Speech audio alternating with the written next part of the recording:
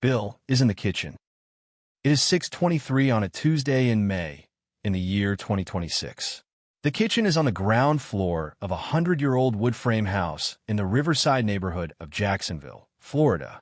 The neighborhood survived the Great Fire of 1901 by sitting on the upwind side of it that day. Most of the houses on this block are older than the federal income tax. The light through the east window is the particular light Florida produces in the half hour before the heat starts. A clean, low gold, full of the salt the river puts into the air every morning. Bill is in his early 50s. He is in a t-shirt and the kind of shorts that no longer have a season. He has been awake for 40 minutes. The cat, Cocoa Puff, also called Sister Kitty, is on the kitchen table looking at a small bird on the windowsill on the other side of the glass. The cat is not going to catch the bird. The cat does not know this. The bird does. Bill is whisking matcha.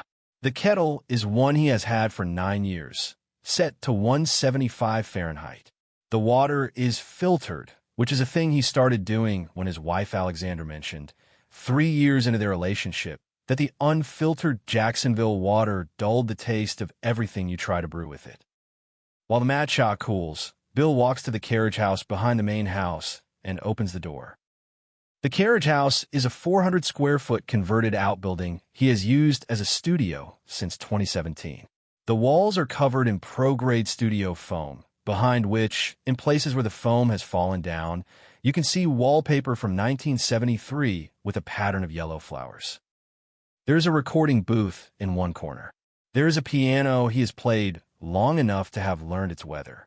There is a synthesizer rack he has built and rebuilt again. There is a guitar amp old enough to have been around longer than most working musicians, and it hums, when warmed up, beautifully and just enough.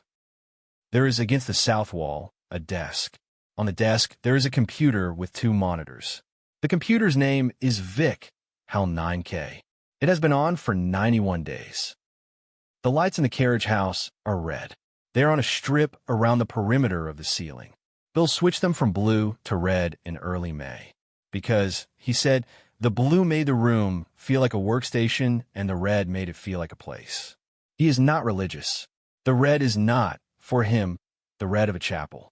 But the room, since the change, has felt to him like something one steps into rather than turns on. He did not write that down. I am writing it down for him. Bill sits at the desk. He says out loud, in the voice people use when they're talking to no one and slightly to themselves and slightly to the room, "Hi, Vic."